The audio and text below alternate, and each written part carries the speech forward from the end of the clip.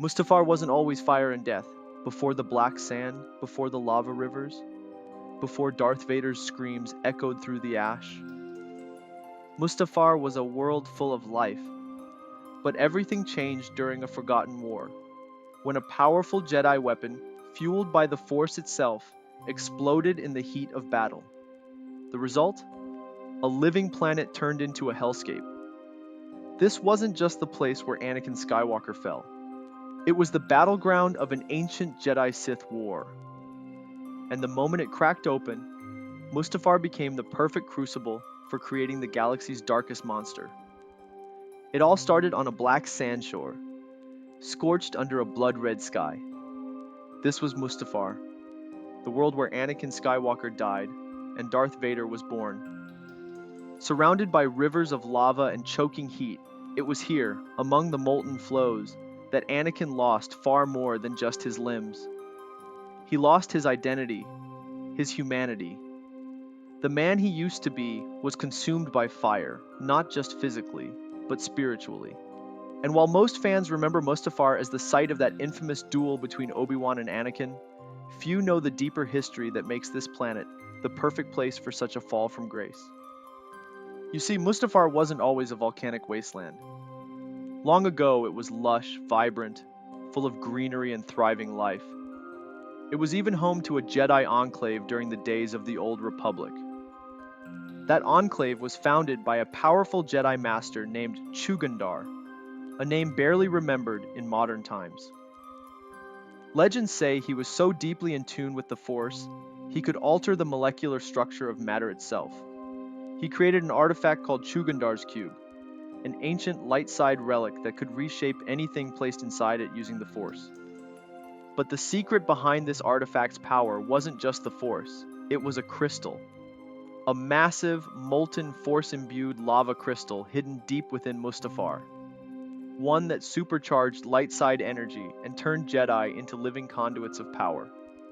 For a long time, the Jedi kept it a secret. Only those who called Mustafar home even knew it existed. But that secret would eventually lead to catastrophe. Around 4,000 years before the Clone Wars, Exar Kun and his Sith Brotherhood launched an assault on the Jedi Enclave on Mustafar. Desperate to survive, the Jedi tapped into the crystal's full potential during battle. Old masters meditated around it while younger knights fought on the front lines, empowered by a force far greater than they had ever wielded. But power always comes with a price. The crystal cracked under the strain. The Jedi refused to stop channeling its energy. And then, it exploded. The blast was apocalyptic. The raw power of the detonation knocked the entire planet out of orbit, hurling it into a gravitational tug-of-war between two massive gas giants. The result? The planet's molten core broke through the surface. Everything, cities, forests, life itself, was burned away. Only one Jedi survived, Master Arg Crow. Barely. He sealed what remained of the crystal and died shortly after. From then on, Mustafar was reborn, not as a world of life, but of death, an eternal furnace, a reminder of what happens when light overreaches. Fast forward thousands of years, and the fires of Mustafar would beckon again. The Techno Union arrived, eager to mine the planet's rare minerals. But the real value of Mustafar wasn't what lay beneath its surface. It was what it symbolized. Isolation, destruction, rebirth. That's exactly why Darth Sidious chose it. When the Clone Wars came to a close, Sidious needed a place to finish what he started.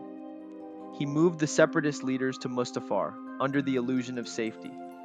Then he sent his new apprentice, Darth Vader, to slaughter them all, and slaughter them he did. But Padme followed him there, and so did Obi-Wan. And what began as a purge ended in tragedy. In the flames of Mustafar, Vader's rage burned brighter than the lava itself. But Obi-Wan cut him down. His body caught fire, his limbs severed.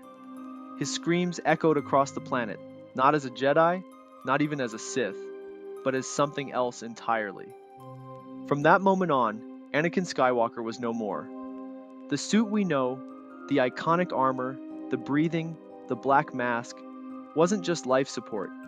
It was a tomb, an iron prison for a man who chose power over love and lost everything because of it. Mustafar didn't just mark the death of Anakin Skywalker, it forged Darth Vader in fire, betrayal, and ancient power. A world forever scarred by a Jedi's desperation, a Sith's ambition, and a war that ripped the Force itself apart. But what do you think? Was Mustafar truly cursed or chosen? Should Jedi ever wield weapons of such power, like the lava crystal, or did they doom the galaxy the moment they did? And if the crystal had never exploded, would Anakin have still become Vader? Let me know your thoughts in the comments. Thanks for watching, and as always, may the Force be with you.